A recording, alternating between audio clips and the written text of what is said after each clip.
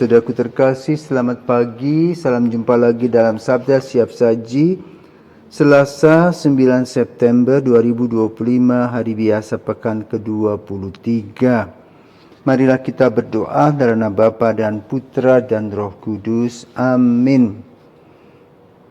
Marilah berdoa. Allah Bapa yang Maha Baik, hari ini kita akan mendengar bagaimana Yesus setelah berdoa memilih para murid memulai dengan misinya yang baru, mewartakan kerajaan Allah. Para murid mengikuti Yesus dengan saksama, belajar bersama, menikmati kasih Allah bersama dalam panggilan. Kami juga mohon berkat-Mu Tuhan agar kami boleh Engkau panggil, Kau siapkan untuk mewartakan kerajaan Allah, untuk kebahagiaan semua orang, demi Kristus Putra-Mu dan pengantara kami, kini dan sepanjang masa. Amin. Tuhan bersamamu dan bersama rohmu. Inilah Injil Yesus Kristus menurut Lukas. Dimuliakanlah Tuhan. Sekali peristiwa Yesus mendaki sebuah bukit untuk berdoa. Semalam-malaman ia berdoa kepada Allah.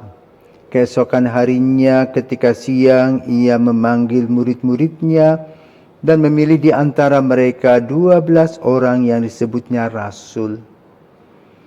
Mereka itu ialah Simon yang diberinya nama Petrus, Andreas saudara Simon, Yakobus dan Yohanes, Filipus dan Bartolomeus, Matius dan Thomas, Yakobus anak Alfeus, dan Simon yang disebut orang Zelot, Yudas anak Yakobus, dan Yudas Iskariot yang kemudian menjadi pengkhianat. Lalu Yesus turun bersama mereka dan berhenti pada suatu tempat yang datar. Di situ berkumpul sejumlah besar muridnya dan banyak orang lain yang datang dari seluruh Yudea dan dari Yerusalem dan dari daerah pantai Tirus dan Sidon. Mereka datang untuk mendengarkan Dia dan untuk disembuhkan dari penyakit mereka. Juga mereka yang kerasukan roh-roh jahat mendapat kesembuhan. Dan orang banyak itu berusaha menjamah Dia, sebab daripadanya lah keluar suatu kuasa, dan semua orang itu disembuhkannya. Demikianlah sabda Tuhan, terpujilah Kristus. Saudaraku terkasih, sama seperti seorang yang membangun rumah harus membuat suatu struktur, dasar dan fondasi yang kuat. Dengan ukuran berapa ketinggian, ruangan-ruangan apa saja yang akan disiapkan.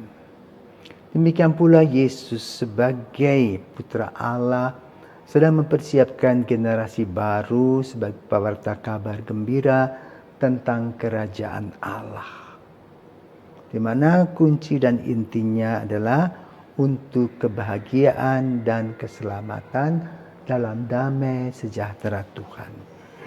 Maka setelah Yesus berdoa dengan sungguh-sungguh, Yesus memilih para murid yang disebut dengan 12 rasul. Mulai dengan Simon, Petrus, Andreas, Filipus, Bartolomeus, Yohanes, Yakobus, Matius, Thomas, kemudian juga Iskariot dan Tadeus. Betapa mereka bersuka cita para murid tersebut karena mereka dipilih dari sekian banyak orang dan mengalami pengalaman baru dalam kasih Tuhan. Maka Yesus menanamkan visi kerajaan Allah. Misinya apa? Kebahagiaan dan damai sejahtera, keselamatan. Melalui apa? Penyembuhan orang sakit, roh-roh jahat diusirnya. Dan juga nilai-nilai moral dan spiritual ditanamkan kepada para murid, agar para murid menjadi orang yang tahu aturan, tahu duduk di mana, berdiri di mana, berbicara dengan santun, disiplin, jujur, tanggung jawab.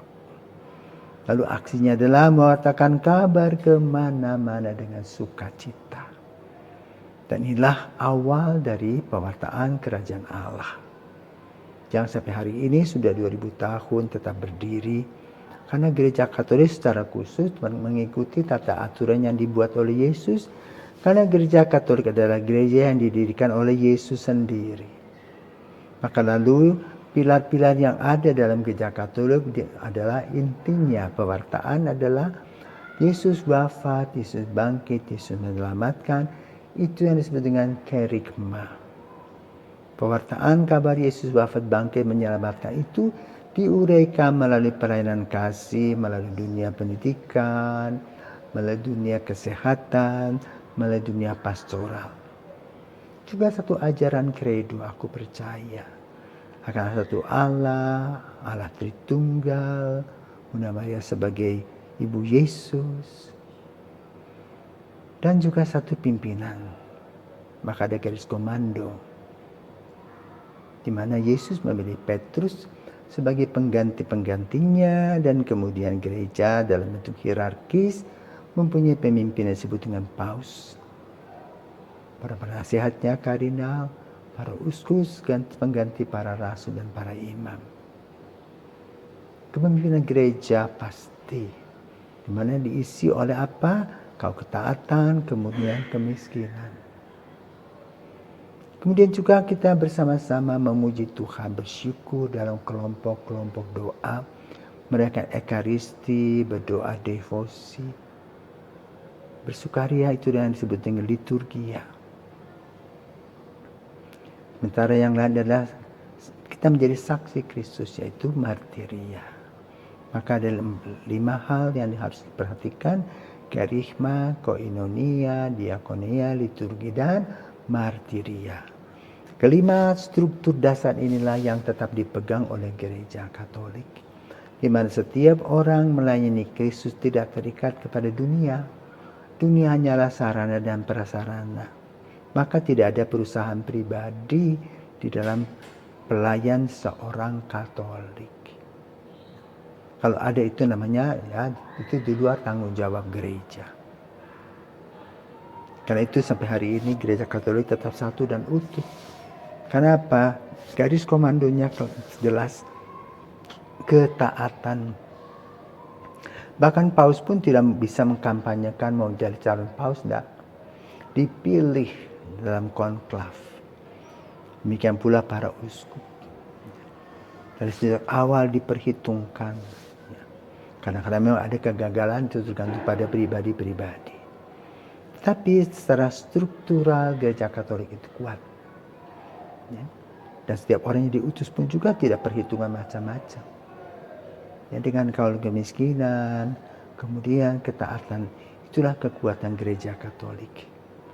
Yang juga harus dilaksanakan di dalam kehidupan berkeluarga sebagai gereja domestika, itu gereja rumah tangga.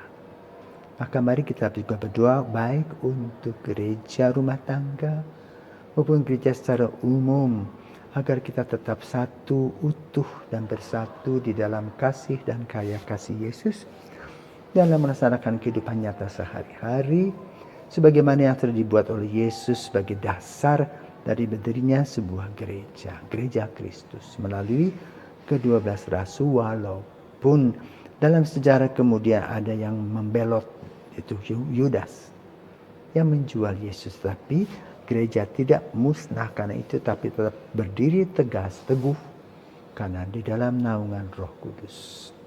Mari kita berdoa agar terang Roh Kudus hadir dalam kehidupan kita, gereja Kristus. Selamat pagi, Tuhan memberkati.